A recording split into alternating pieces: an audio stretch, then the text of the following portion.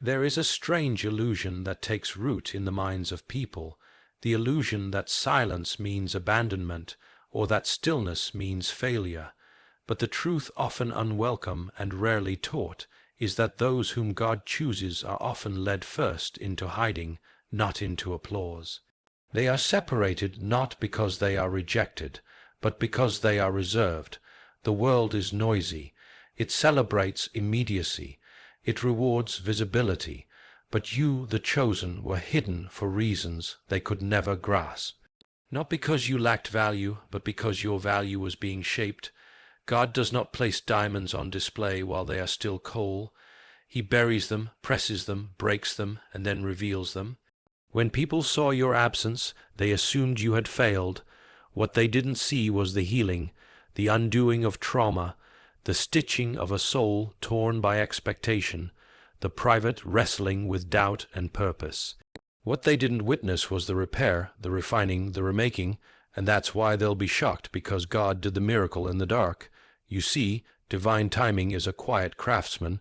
It does not knock on your door with a grand announcement. It does not arrive in fireworks or social media trends. It tiptoes into your life with whispers, through conversations you didn't expect, in opportunities you almost overlooked. God's timing is not theatrical. It is transformational. You are counted out because people only count what they can see. They look for progress that can be measured by achievement, not by character. They want success they can photograph, not faith that is invisible.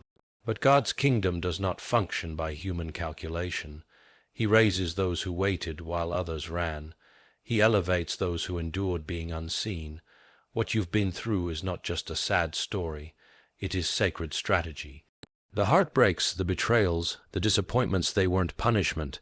They were preparation. You were not failing. You were being taught, not publicly, but intimately. You were enrolled in a school with no classrooms. Pain was the teacher, tears the textbooks. And now you are graduating with a degree in purpose. And when God raises the chosen, he does not ask for permission. He does not consult the opinions of those who doubted you. He simply does it, in full view of those who misunderstood your silence. In front of those who turned away while you were breaking. When the chosen rise, it is not with revenge, it is with radiance, not to prove people wrong, but to prove that grace never fails. So if you feel forgotten, overlooked, or dismissed, know this: you were not discarded, you were being developed, and what's coming next will silence every whisper of doubt, not because of your strength, but because of your surrender. They thought you were done, but they didn't know God was just beginning. They thought you were done, but they mistook quiet for quitting.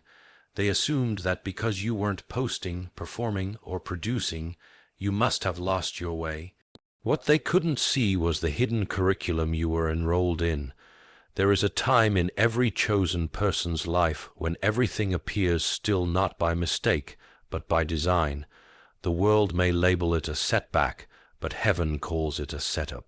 This is where many fall away, because we've been conditioned to equate activity with progress and visibility with purpose. When the calls stop, when the invitations dry up, when no one's watching, that's when we assume we've missed it. But God's process doesn't operate by the world's validation.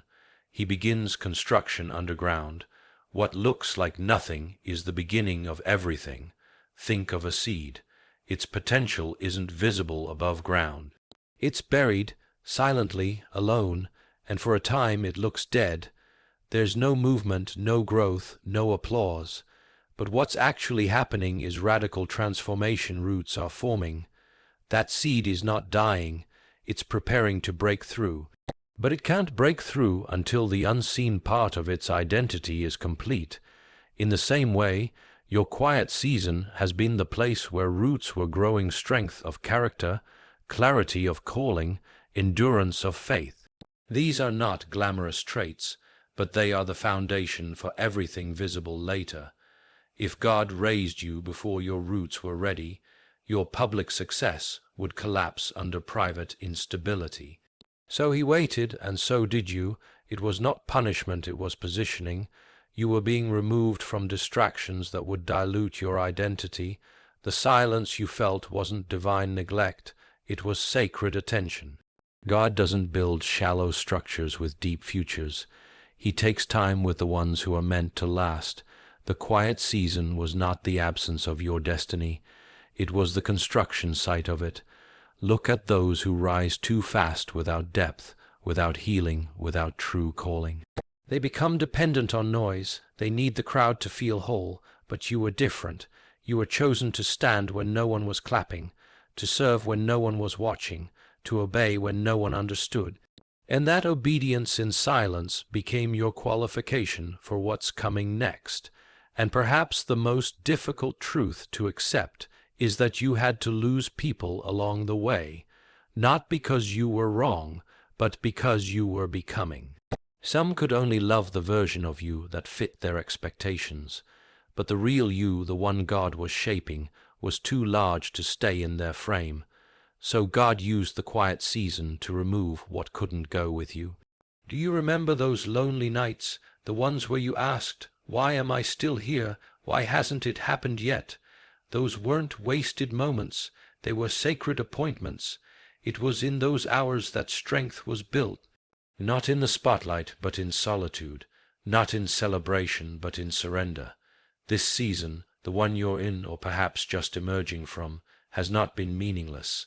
It was a sacred pause, not a permanent stop. A refining, not a rejection.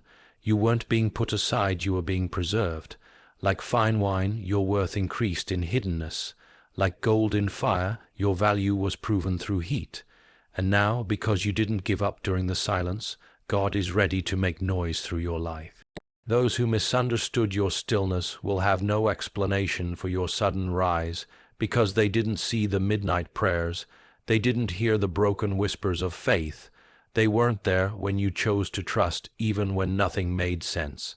But God was, and now the silence is about to speak louder than any success story. You see, in God's kingdom, the setup always looks like silence.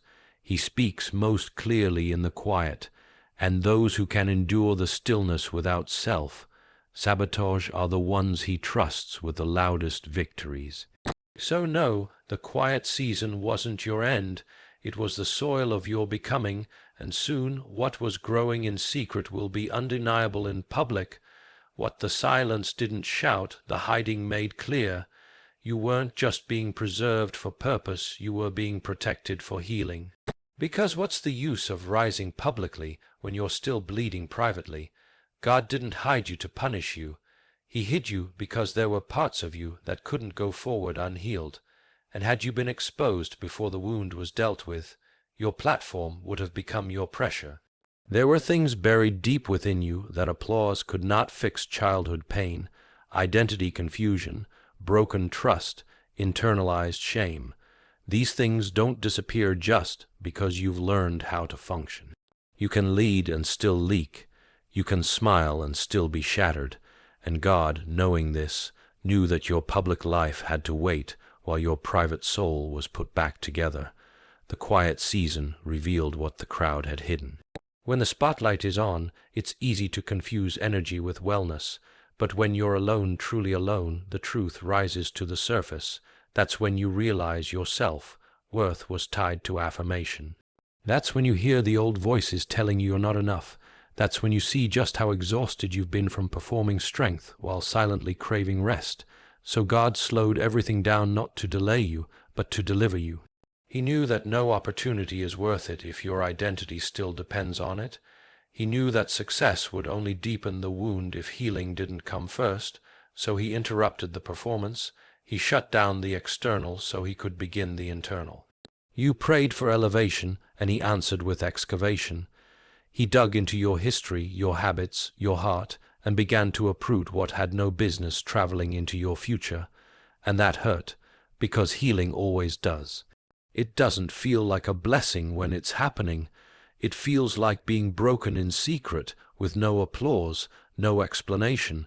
But it's there in that hidden place where the greatest work is done. Healing isn't loud. It's not shared on platforms or posted with filters. Healing is raw. It happens when no one's watching. It happens when you're angry at God for not answering the way you expected. It happens when you face yourself in the mirror and admit, I'm not okay.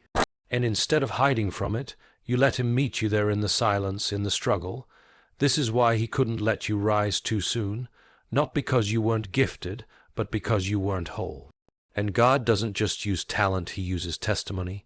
He doesn't just anoint ability, he anoints authenticity. And the version of you he wanted to present to the world needed more than charisma. It needed character, compassion, clarity, and conviction. You had to learn how to live without depending on applause.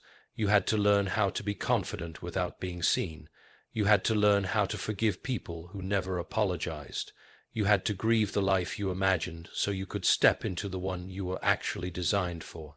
And all of that happened while you were hidden. So if it felt like nobody noticed you, if it seemed like doors were closing all around you, understand that wasn't abandonment. That was intentional hiding. Not to reject you, but to restore you. Not to shame you, but to shield you. God was not ignoring your prayers. He was answering them differently. He was giving you what you needed, not just what you wanted. Because when you are healed, you no longer operate from insecurity. You no longer need people to see you to believe in yourself. You stop chasing validation. You stop settling for dysfunction. You stop living in fear of being alone because you've already faced your loneliness and survived it. And when that healing is done, even in part, you no longer chase moments. You carry meaning. The pain you processed in silence became the wisdom you carry in strength. You didn't just survive the hiding, you emerged from it with clarity. And that clarity will protect you when the next chapter begins. Because now you know, not everything that looks like rejection is meant to hurt you. Some things are meant to heal you before you're called to carry something greater. When you've been hidden and healed, the next question becomes when. When will the breakthrough come? When will the promise be fulfilled? When will all the silence, all the struggle, all the waiting make sense? But that's the challenge with divine timing. It doesn't operate by your calendar. It doesn't send a notification before it moves. It doesn't ask for your readiness based on your feelings. It moves when your maturity catches up with your purpose.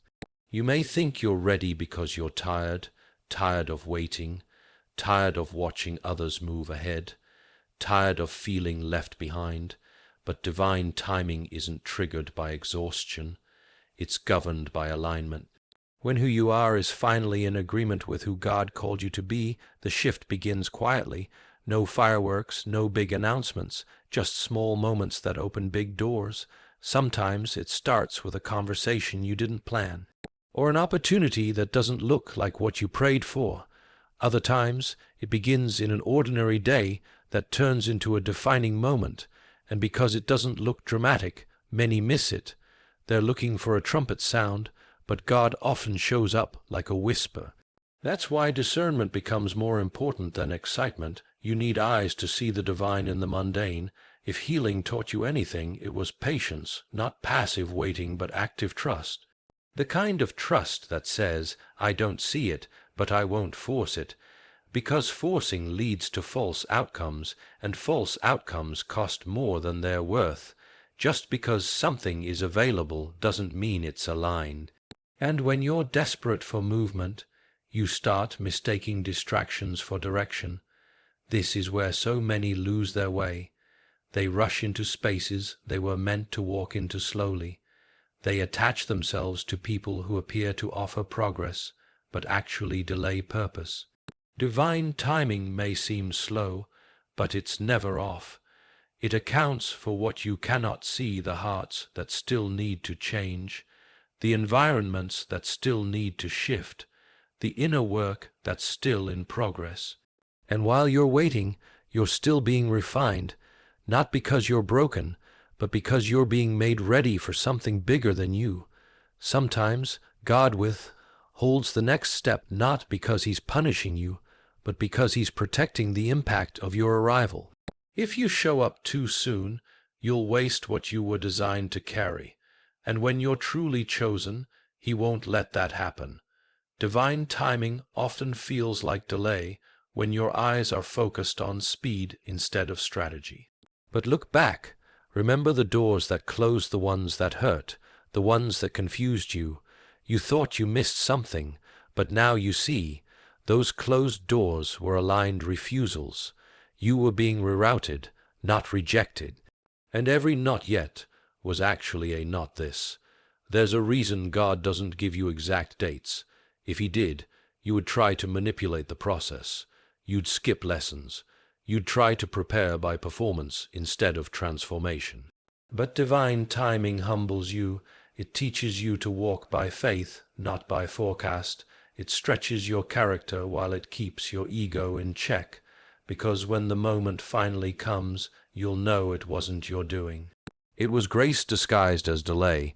This is where your perspective must shift.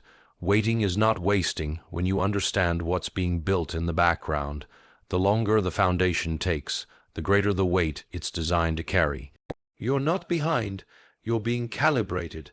Every encounter, every disappointment, every unexpected pause, all of it has been working in sequence to bring you into your moment, not just prepared, but preserved.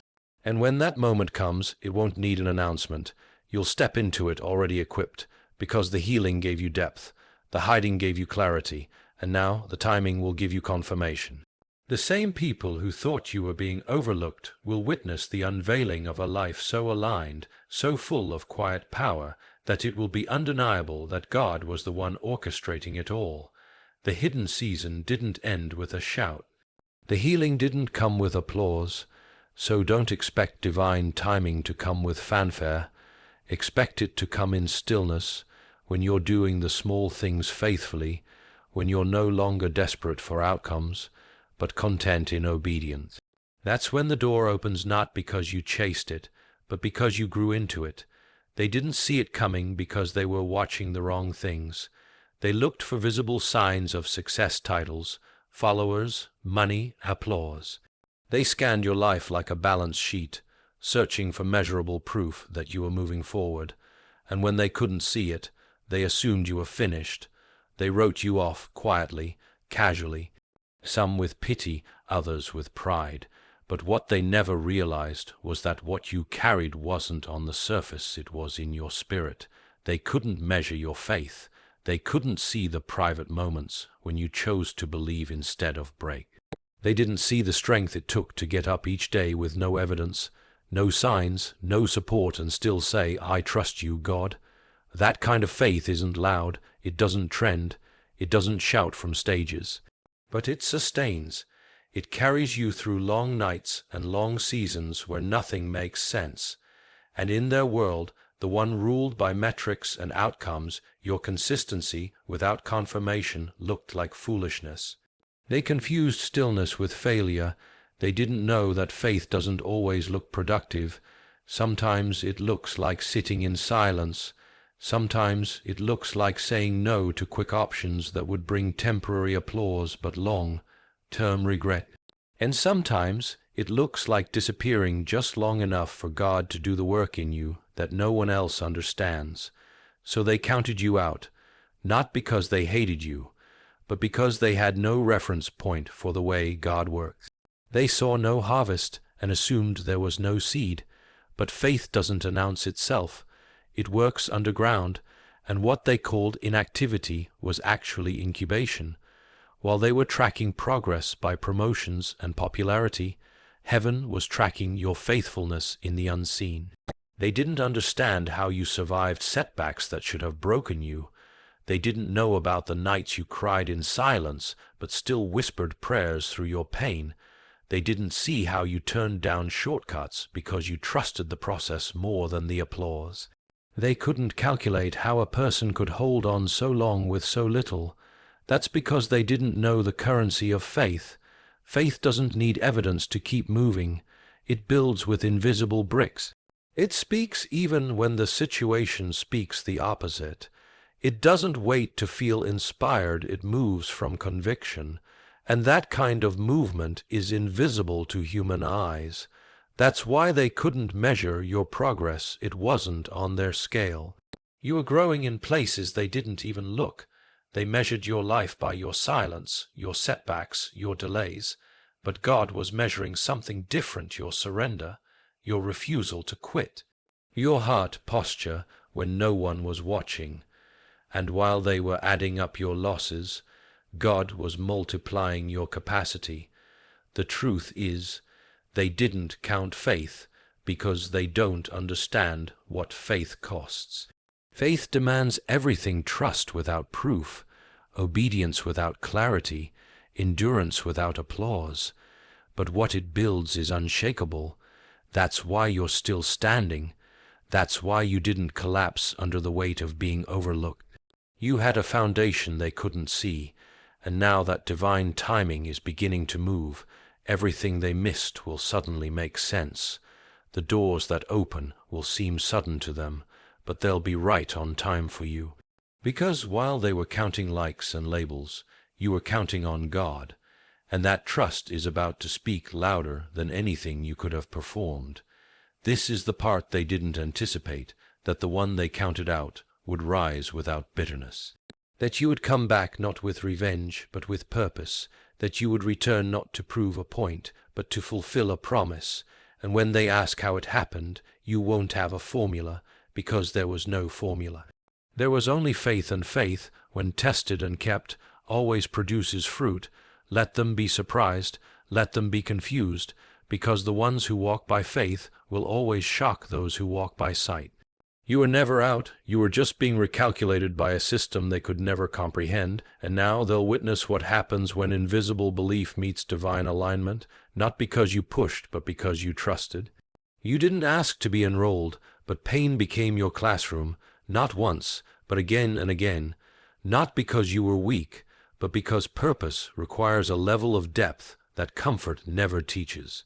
While they counted you out for not producing fast results, they didn't realize you were learning from a different syllabus, one designed by suffering, not strategy. And though you never signed up for it, you sat through every lesson, quietly, repeatedly, until what once broke you began to build you. Your life didn't just take detours, it took hits, emotional hits, financial hits, relational hits, times when the pressure was so intense you questioned if you'd even survive it. Times when the people you trusted most became the source of your greatest pain. Times when the plan you prayed for fell apart in front of you, and all the while you were told to smile, to be strong, to keep going, but inside you were collapsing under the weight of why me. That's where the curriculum started, not in classrooms or conferences, but in the real life chapters of disappointment and heartbreak. Pain stripped away your illusions, it exposed your fears, it tested the integrity of everything you believed. It wasn't just uncomfortable, it was transformative, and every tear became a textbook, every silence became a study session, every unanswered prayer became a lesson in surrender. There were seasons where you didn't know what God was doing, only that He didn't do what you asked. You wanted direction, but instead came delays. You asked for healing, but first came heartbreak.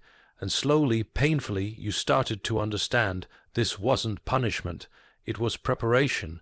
You weren't being broken apart, you were being broken open. Because purpose can't flow through a hardened heart. It flows through the cracks, and pain made those cracks.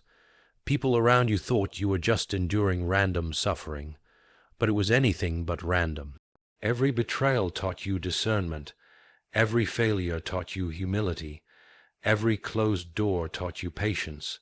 And what once seemed like a curse slowly began to look like a course, one that couldn't be taught through success alone. Pain gave you what easy victories never could: empathy. You stopped judging people for struggling because you now knew what it was like to silently fall apart. You became more gentle, more grounded, more grateful, not because life got easier, but because you learned how to stay centered in chaos. That's not talent, that's training, and it's the kind of training you don't post online, but it shows up when real storms hit. And the irony is, while they were waiting for you to achieve something, you were being equipped for something far more valuable. Because purpose isn't a position, it's not a role or a title. Purpose is when your pain starts making sense, when your scars become instructions for others, when your past becomes someone else's lifeline. You earn that clarity through fire, not formulas. Now when people ask, "How did you get here?" the truth is uncomfortable because it wasn't just hard work or strategy. It was survival. It was nights you wanted to give up, but didn't. It was months where nothing made sense, yet you stayed faithful. It was every moment you broke down and still chose to show up. That's not motivation, that's maturity, and you didn't read about it in books. Life taught you, pain taught you, and you passed. This is the real graduation no one talks about. When you look back and realize the things that nearly killed your hope were actually building your calling. When you understand that the weight you carried gave you the strength you now walk with. When you realize that without the fire, you wouldn't have this kind of fight in your spirit. You didn't come out of pain the same you came out with purpose in your hands and wisdom in your eyes. And now, when they see you speak with authority, or move with clarity, or lead with humility, they don't realize you earned all of that in the dark. They can't see the lessons behind the calm, but you know. You remember, and you carry it not with bitterness, but with quiet boldness, because you didn't just survive a season, you graduated from it. Pain was the curriculum, and what you carry now is the degree. You didn't just graduate from pain, you came out carrying a grace that can't be explained. And now, as purpose begins to move through you, something even more uncomfortable begins to happen. People start watching. The same ones who dismissed you during your quiet season, who underestimated you when nothing seemed to work in your favor, now look with confusion, not because of your personality, your power, or your platform, but because you were the least expected. You were the one they stopped checking on, the one they stopped mentioning, the one they thought wouldn't make it. But that's how it always begins when God decides to reveal his glory, not through the strongest, not through the most popular, but through the ones nobody thought were qualified. There is a pattern in how heaven works. God consistently chooses the unexpected. David wasn't even invited into the room when kings were being chosen. Joseph was sold into slavery before he ever sat on a throne. Moses couldn't speak well, yet became the voice that led a nation. Again and again, God bypasses the obvious and moves through the overlooked, because when the least likely person becomes the vessel for the impossible, it leaves no question who authored the outcome. That's why your story had to be so different. That's why your process felt so unfair. Because God wasn't setting you up for a comfortable success, he was preparing you to become a sign, not just a testimony of survival, but proof that divine intervention is still real. The kind of life that doesn't make sense on paper. The kind of breakthrough that has no logical explanation. That's how heaven makes a point by turning the invisible faith of a forgotten soul into visible glory for all to see. You didn't fit their model, you didn't rise the way they predicted, you weren't trained in their circles, you didn't have the right connections, and you didn't follow their timelines, and for a while that made you doubt yourself. You wondered if you missed something, if maybe you weren't chosen after all, but now you're beginning to see it all along. The misfit path was the plan, because if you had done it their way, they could have claimed credit for your rise. But now, there's no one left to take the credit but God, and as he begins to lift you not through force, but through favor, you'll notice something powerful. You'll notice that doors open without you having to knock.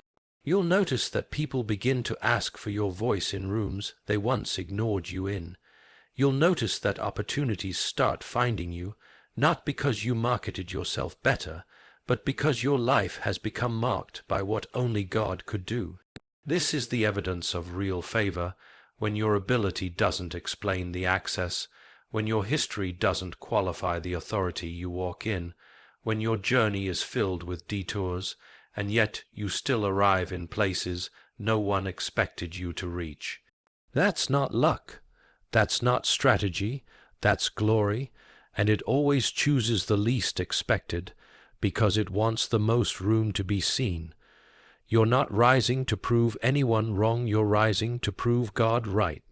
And that difference matters because ego wants to show off, but glory wants to reflect, and you learn this through the hiding, the healing, the waiting, the faith, building, and the painful schooling you never asked for.